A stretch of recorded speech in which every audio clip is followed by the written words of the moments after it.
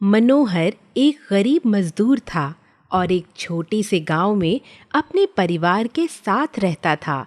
वह रोज जंगल के रास्ते शहर जाकर वहां पर मेहनत मजदूरी करता और शाम को रात होने से पहले वह अपने घर लौट आता। मेरी बात मानो, आज आप मत जाओ। रात से आपको बुखार है। आज कैसे काम करोगे? नहीं नहीं, मैं एक दिन की भी छुट्टी नहीं कर सकता। तुम तो जानती हो, एक दिन की छुट्टी मतलब एक दिन पीछे हो जाना। पैसे नहीं आएंगे तो घर कैसे चलेगा? वैसे तुम जानती हो आमदनी कितनी है हमारी। जान है तो जहान है। इतनी बीमारी की हालत में काम करोगे, अगर चक्कर वक्कर आ गए तब क्या करोगे? लेकिन मनोहर अपनी पत्नी की एक भी बात नहीं सुनता और अपने काम पर चला जाता है। लेकिन दोपहर होते ही उसे बुरी तरह चक्कर आने शुरू हो जाते हैं। वह अपने मालिक से बोलकर घर के लिए निकल पड़ता है। तभी रास्ते में उसे कुकड़ू कू की आवाज सुनाई देती है। अरे, यह तो किसी मुर्गी की आवाज लग रही है। जरूर वह मुसीबत में है। वह आवाज की दिशा में जाता है तो देखता है एक मुर्गी को एक आदमी ने पकड़ रखा है और वह अपने आप को बचाने के लिए जोर जोर से चिल्ला रही है। अरे, तुम आदमी हो कि जल्लाद? दिख नहीं रहा उसे तकलीफ हो रही है। इतनी बुरी तरह कोई मुर्गी को पकड़ता है? जाओ जाओ यहाँ से। आज का भोजन बनेगी मुर्गी मेरा। कैसे इंसान हो तुम?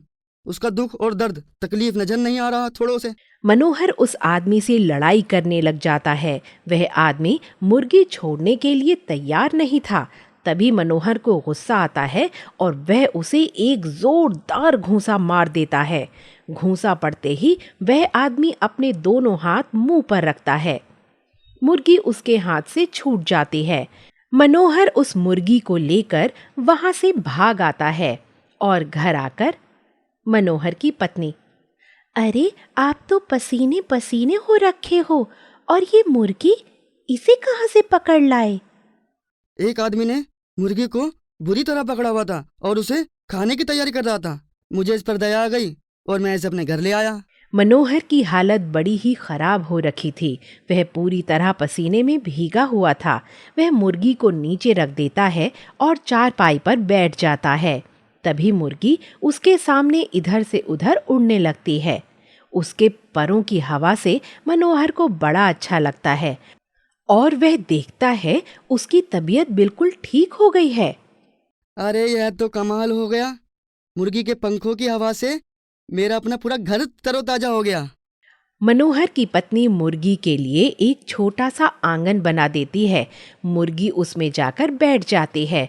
फिर मनोहर उसे दाना पानी देता है। मनोहर के दोनों बच्चे भी मुर्गी के साथ अधिकतर खेलते रहते हैं।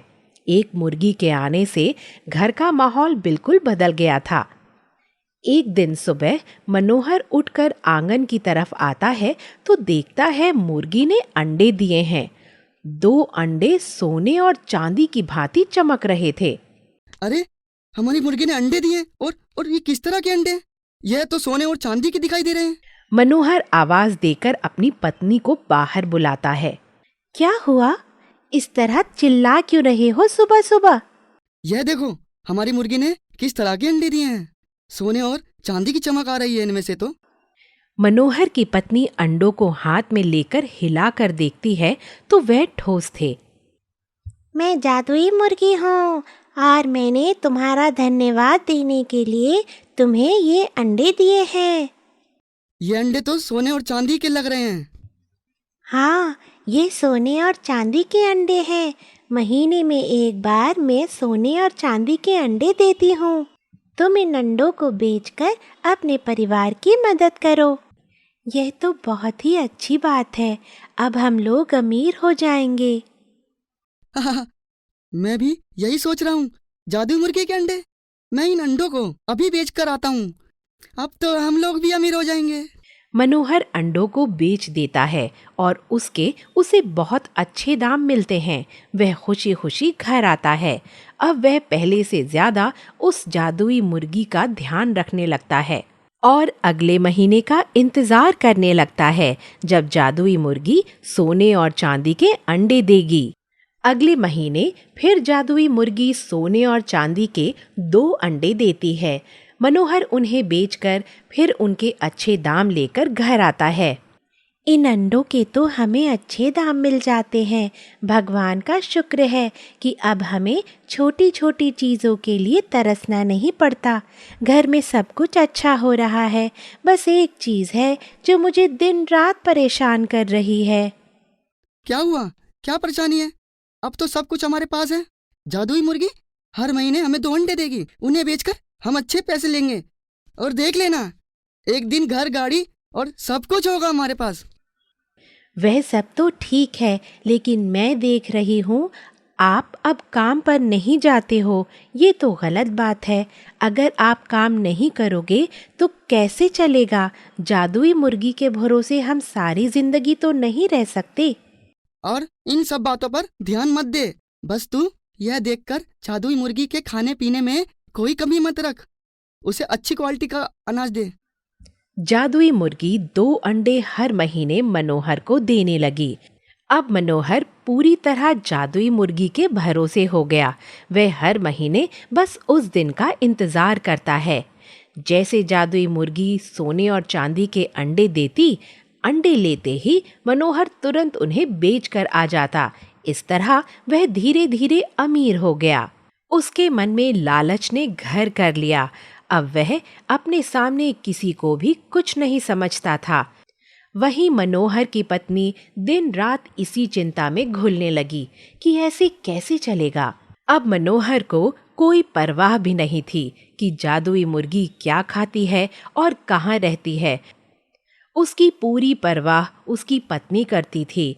मनोहर बस ये देख रहा था कि इस दिन मुर्गी अंडे देगी और उसे उन्हें बेचकर पैसे लेकर आने हैं।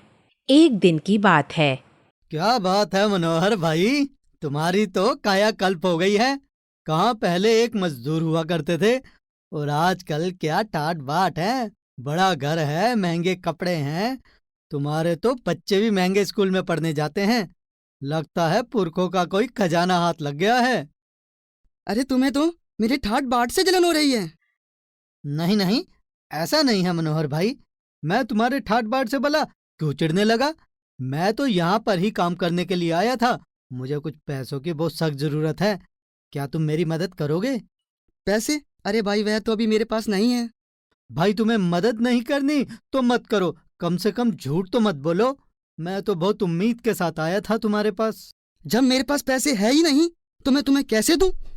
मनोहर का दोस्त चुपचाप वहां से चला जाता है। उसे बहुत बुरा लग रहा था। मनोहर बड़बड़ाता हुआ घर की तरफ चल देता है। पता नहीं कहाँ कहाँ से आ जाते हैं दिन खराब करने के लिए।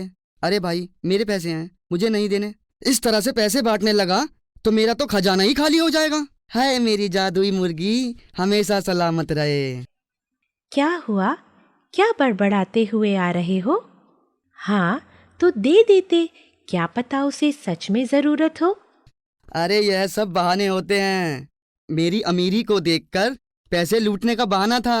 तू नहीं समझती इन चालबाज लोगों को। ऐसा मत कहो। मत भूलो हमारे दिन कितने बुरे थे और मैं पड़ोसियों से मदद के लिए उनके पास जाती थी। मेरे को कभी किसी पड़ोसी ने मदद देने के लिए मना नहीं किया।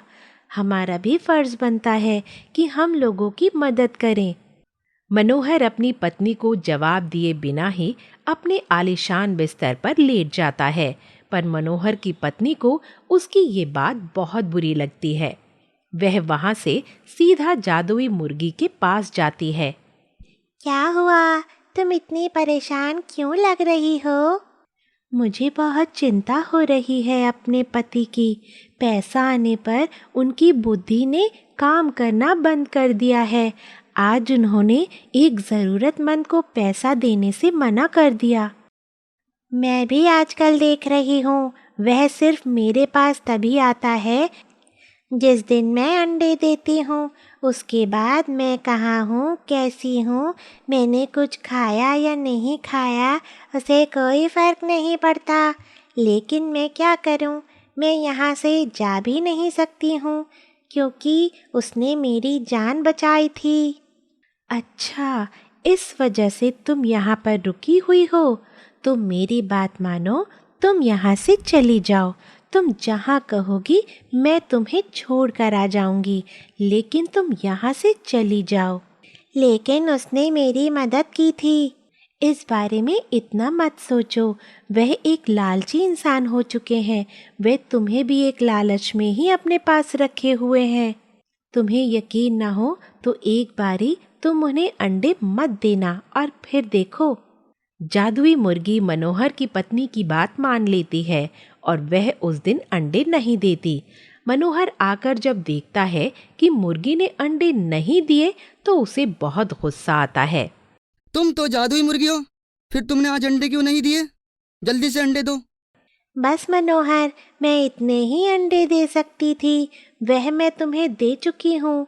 अब मैं कोई अंडे नहीं दे सकती। तुम्हें अपना जीवन ऐसे ही गुजारना होगा। इसका मतलब तुम्हारा जादू खत्म हो चुका है, तो तुम इस घर में नहीं रह सकती। निकलो यहाँ से। सब भूलकर मनोहर उसे बाहर निकाल देता है। जादुई मुर्गी को बहुत दुख होता है। तभी मनोहर की पत्नी उसके पास आकर कहती है, देखा, मैंने कहा था ना कि वह एक लालची इंसान हो गए हैं। जादुई मुर्गी, तुमने हमारी बहुत मदद की है, लेकिन अगर इंसान कमाना छोड़ दे तो वह निठल्ला बन जाता है। इसलिए अब तुम आज़ाद हो और अपनी ज़िंदगी अपने तरीके से जियो। फिर से तुम्हारा बहुत बहुत धन्यवाद।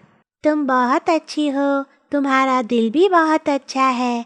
हाँ, मैं भी आज़ादी की सांस लेना चाहती हूँ। मैं यहाँ से जा रही हूँ, लेकिन तुम ज़िंदगी में कभी भी परेशान हो तो मुझे याद करना। मैं तुरंत तुम्हारे पास पहुँच जाऊँगी। बोलकर जादुई मुर्गी वहां से चली जाती है।